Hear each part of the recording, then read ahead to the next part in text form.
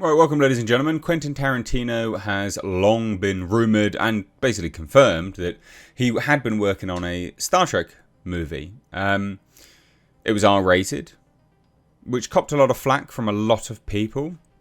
But I think, from my perspective, someone like Quentin Tarantino, who adores the Star Trek franchise, I think could have breathed new life into an otherwise pretty dead franchise, actually. And it didn't have to stay R-rated. You know, there's nothing to say that a Quentin Tarantino film couldn't have sort of reinvigorated the franchise and been used as a jump-off point for more tamer, PG, family-friendly iterations moving forwards.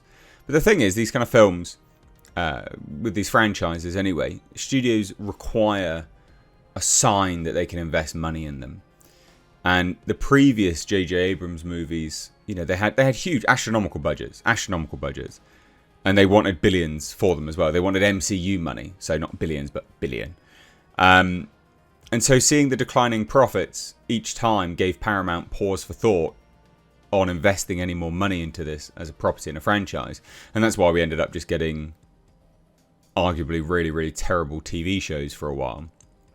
And now that's left us here in this weird limbo land where, you know, Paramount are not quite doing anything major with Star Trek, but they own it and they could do something with it. So I was always of the opinion that a Quentin Tarantino Star Trek film, whether it be R-rated or not, could have been fantastic. But I understand that a lot of people didn't think that. So he reveals now why he decided against doing it, which I thought was interesting. So we'll take a look at this. Please do hit subscribe if you're new here, folks. So it says here, the Django Unchained director Quentin Tarantino was once lining up a Star Trek movie as his 10th and final picture. And he's now explained why it didn't happen and why it never will. Interesting. So the news that Pulp Fiction director Quentin Tarantino was planning to direct a Star Trek movie received an overwhelmingly positive response from Trekkies. That's not true. That's actually not true. I did many a video on this, and it was pretty mixed.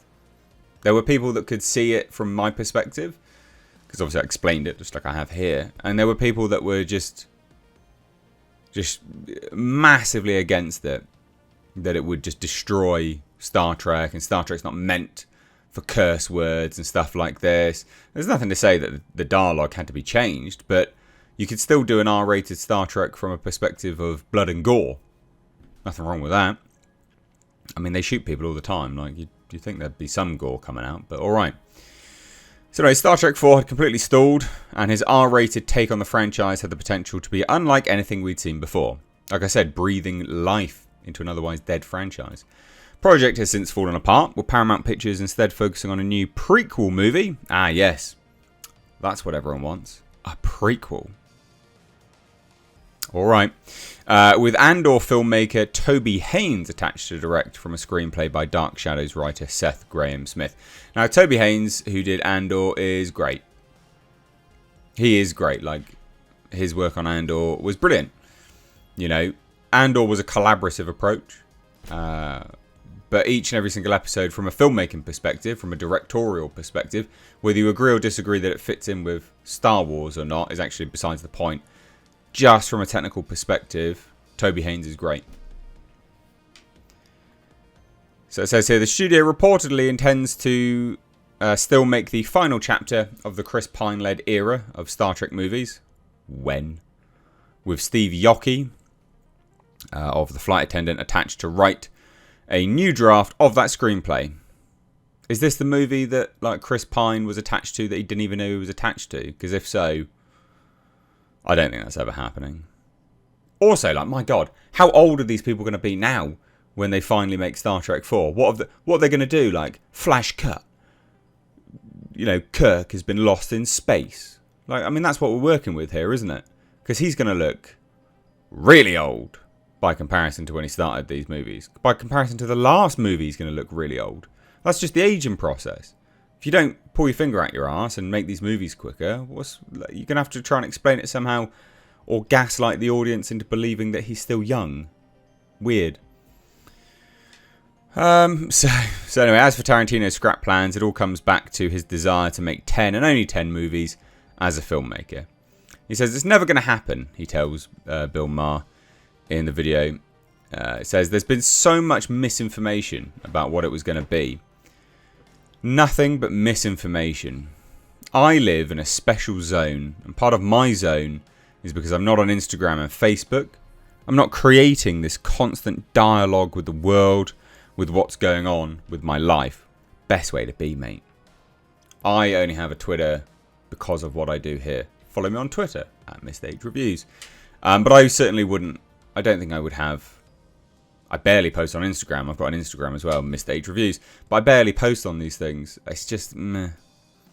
You know, I post on Twitter, but I wouldn't do it if I didn't have to.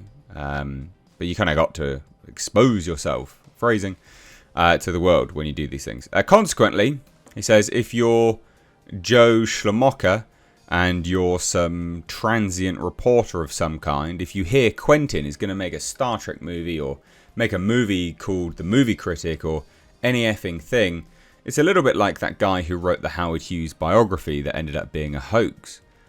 The thing is, they can say anything. My point being, though, they write it in a showbiz magazine and then that gets picked up in 140 pieces because I'm not shutting that down because I'm not connected. Oh, that's interesting. Last year, Mark L. Smith said he penned a script based on Tarantino's story ideas and confirmed the filmmaker, quote, started worrying about the number, his kind of unofficial number of films.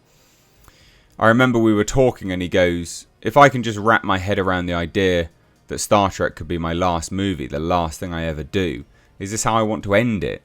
And I think that was the bump he could never get across, so the script is still sitting there on his desk. So yeah, it's literally just all, well, it is quite literally just the number of movies. He didn't want it to exceed that number, and he didn't really want to shut it down either. So there you go. There you go. Does sound like it's that.